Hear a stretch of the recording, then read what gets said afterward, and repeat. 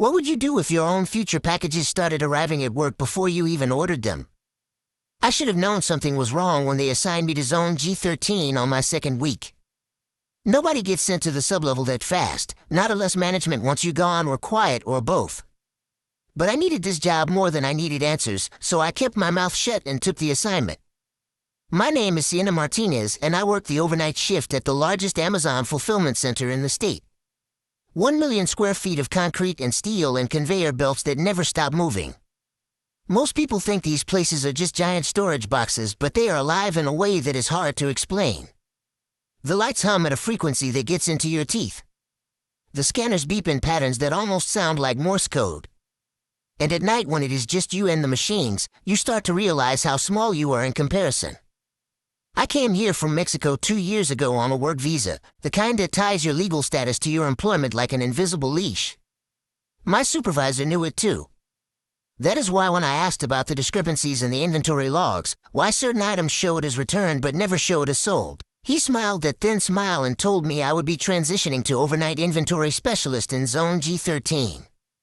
It was not a promotion. The sublevel is not on any official floor plan. You take the freight elevator past the ground floor, past the loading docks, down to a level that is just marked as maintenance storage on the directory. But it is so much more than that. It is where the returns go, the items that customers send back. Except these returns are different. My first night down there, I processed 47 packages. Standard stuff mostly. A coffee maker with a cracked carafe, some books with bent covers, a baby monitor that someone claimed made strange noises at night. Normal. But then I scanned item 48. The system showed it as a return from an address in Ohio, a small town called Millfield. The customer name was listed as Dorothy Fletcher. Return reason, no longer needed. The package had arrived via standard ground shipping with a valid tracking number and all the proper documentation.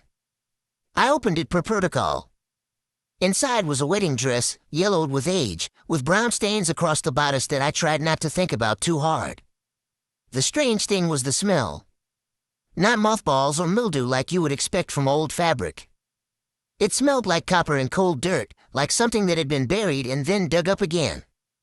I checked the inventory system. The dress had been purchased 3 months ago according to the records. But the style was from the 1950s, all lace and tulle and hand stitching that nobody does anymore. I looked up the return address. The house in Millfield had burned down in 2009. Dorothy Fletcher had died in that fire. I told myself it was a system error,